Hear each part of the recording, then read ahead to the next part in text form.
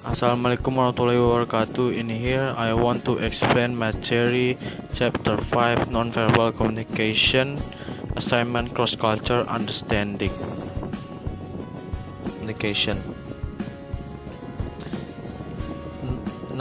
Communication is the transfer of information from one person to another. In other words, we can say communication as the exchange of ideas, information, etc. between two or more people.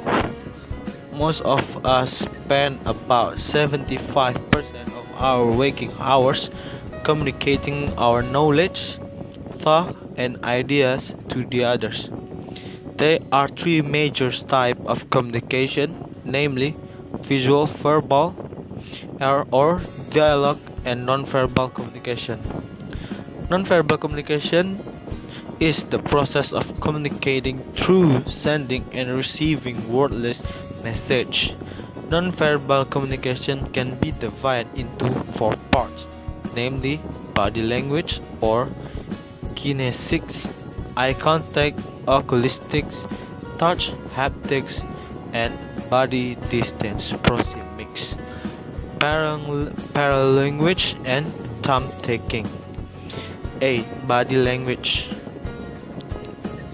Body language is a significant aspect of modern communication and relationships. Body language can be defined as the conscious and unconscious movement and postures by which attitudes and feelings are communicated. It goes both ways.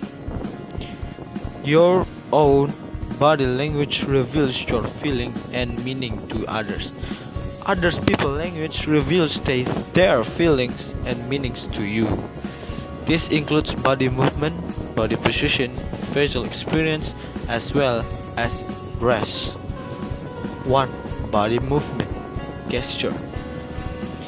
Body language allows individuals to communicate a variety of feelings and thought, from contempt and hostility to approval and affection, often together with a body language addition to spoken words. Another familiar body language are using fingers. Same as body movement, fingers communicate many things. Here are some of the gesture. Okay, gesture.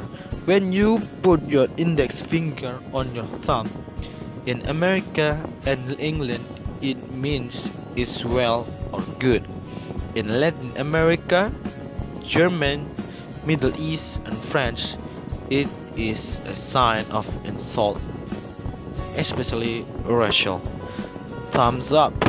In America or Europe, it's a sign of approval, or hitchhiking in America when a person stands near the road and uses this sign. It means she or he wants to take a free ride in your car, so you will stop and pick up the person. But in Iran, police advise people not to pay attention to signs like this. In Asia and Islamic countries, it is considered rude. 2. Body position. In some cultures, travelers should be careful to avoid exposing certain parts of their body. In Arab cultures, for example, the sole of the foot is considered dirty and should never be shown, so anyone can adopt the local custom of sitting on the floor, for instance, has to take care to avoid doing this. 3. Facial expressions. Facial expressions usually communicate emotion. The expression tells the attitude of communicator. Facial expression continually change during interaction and are monitored constantly by the recipient. The meaning of this experience may be similar across culture, such as A. Eye. B. Mouth. The mouth can be touched or obscured by a person's own hands or fingers, and is tremendously flexible and expressive part of the body too. performing a central role in facial experience. C. Head. The head is very significant body language. The head tends to lead the determine general body direction, but it is also vital and vulnerable, being where our brain is. So the head is used a lot in directional, like and dislike body language, and in defensive self-protection body language too. D. Arms. Arms act as a defensive barrier when across the body, and covertly indicate feeling of openness and security when in open position, especially combined with open palms. E. Hands. Hands contain more nerve connection to the brain than most, if not all other body parts. 4. Dress. Since the time of our cave dweller ancestor, people paid great deal of attention to clothes.